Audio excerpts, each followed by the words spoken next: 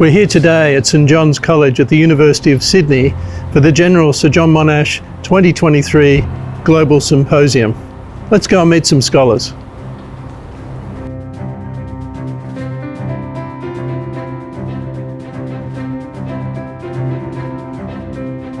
Hello, I'm Paul Ramadge. I'm the Chief Executive Officer of the General Sir John Monash Foundation.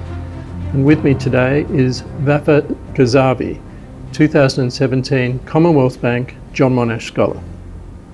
So I'd like to start by covering off some basics. In which part of Australia did you grow up?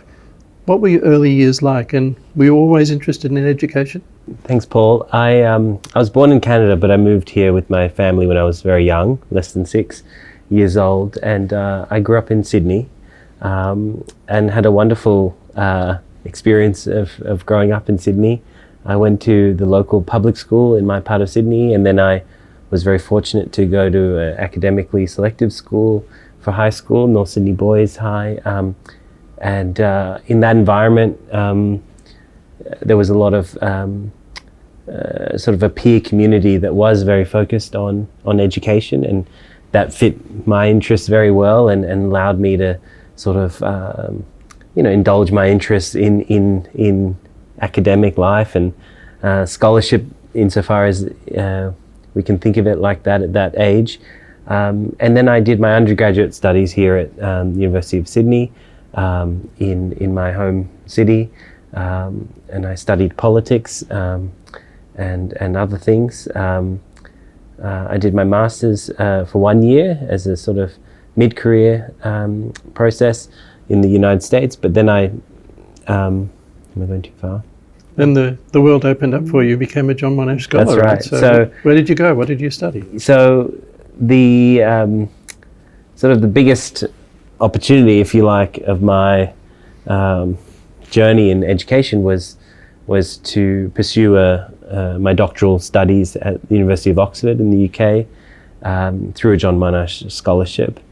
And that let me pursue my interests at the intersection between ethics and political philosophy and the real world of public policy and global problems, national problems, sort of the big issues we face. And so I did research looking at some of the root causes of the problems we see in the world, and particularly the problem of how corruption and financial markets perpetuate all sorts of political and economic problems. But I looked at that through this sort of ethical lens of what would moral progress look like in that situation? What are the different responsibilities that different parts of that phenomenon could take up to address the problem? Yeah. Very, very interesting. And thinking about those years overseas, what's one thing, one experience that will stay with you? Being in Oxford was a very special environment for someone interested in these deep normative questions about how the world could be. And I think, just at a sort of general level, spending time with some of these great philosophers who are thinking about the real world and real world problems, including my supervisors, Jonathan Wolfe and Cecile Laborde, and other political and moral philosophers in Oxford, was something I'll cherish forever. It felt very natural to be immersed in those kinds of big ideas. And that's something that often now, being in more practical, pragmatic kind of environments, I try and retain some of that depth of thinking and sort of richness of that sort of philosophical approach. Very, very interesting indeed. And what's the most surprising thing about undertaking the scholarship that in hindsight you wish you had known from the outset? I think one thing I discovered but wish I'd been more alert to from the beginning is what a unique period of time it is to be doing a PhD and to be supported in that, in terms of not just going deep on the task and the project, which is a requirement to get to the finish line, but the uniqueness of that window of time to read widely across many areas, to step back and think about sort of, for a philosopher to think about the accumulated knowledge of humanity and how during these few years one has an opportunity that is unique during one's life to delve into that in a sort of relatively systematic way. I think I did do that, but I wish I'd been even more focused on that from the get-go and making the most of that opportunity. And that includes everything from fiction through to other disciplines that are outside my primary disciplines of political philosophy and public policy. So let's turn to what you're doing now. Yeah. How would you describe your current role and responsibilities? Yeah, so I lead research and policy at a very innovative, I think, and unique policy institute called the James Martin Institute for Public Policy. It was actually created by the New South Wales government to partner with universities in order to try and find a way, or what I call build infrastructure, to harness the expertise that exists in our community, whether in universities or beyond universities, to help governments solve and address some of the big problems, some of the most complex, wicked problems that it faces.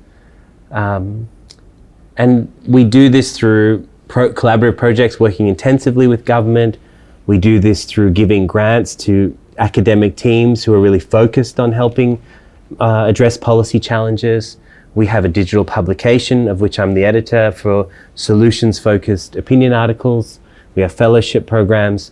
So in a variety of different ways, we're focused on this mission of how to harness the sort of diversity and richness of expertise that's out there to bring that into the policy process for the benefit of all Australians, so for public benefit. And so we're very focused on creating impact for public good, and that is economic, social, environmental, cultural, public benefit. And so with that really clear focus, we're trying to address this gap in our kind of policy ecosystem that has emerged for a variety of reasons. But we are kind of pioneering and experimenting with approaches that we can't really, we're not following a model that has been done elsewhere. We're really pioneering and experimenting with approaches that we're developing in through learning and experimentation. Yeah.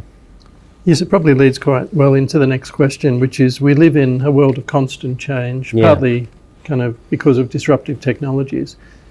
What's happening in your particular world, and what would you foresee in, say, the next 12 to 18 months? Yeah.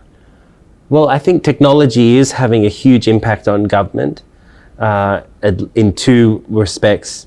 One is the expectations of government as a user of technology to better serve the public is growing very fast. The gap between what we're used to and seeing in our, general experience of technology and what we're used to experiencing with our interaction with technology, the gap between that from a citizen's point of view is becoming unacceptable. We want to close that gap.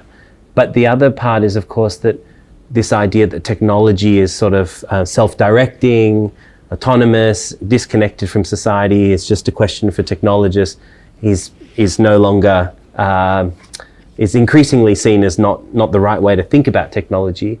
And therefore government is now increasingly expected to play some role, whether that's through regulating technology where it needs to be regulated, or also shaping technology as a sort of investor, or as a sort of interactive element of how it buys technology, the sort of standards it wants to see, the sort of public benefit it wants to see when it buys technology, for example.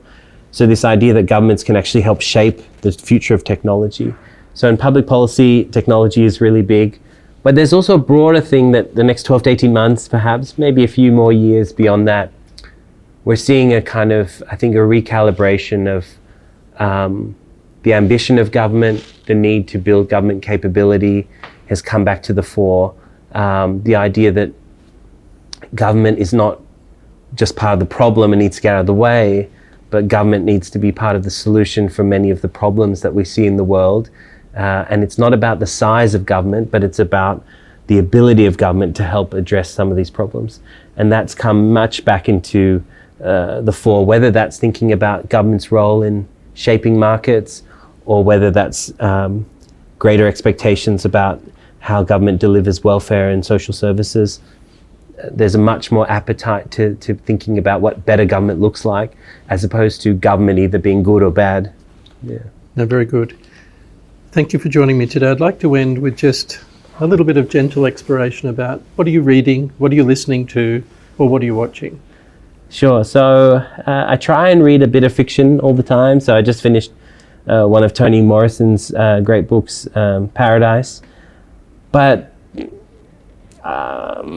maybe I'll mention a quarterly essay. So I read all the quarterly essays.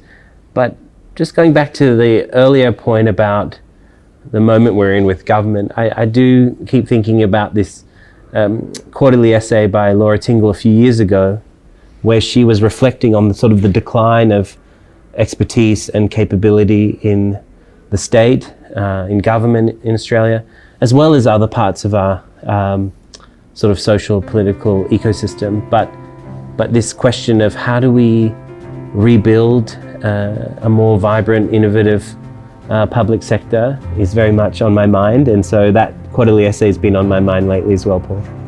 Very good. Thank you so much for joining me today. Thanks for having me.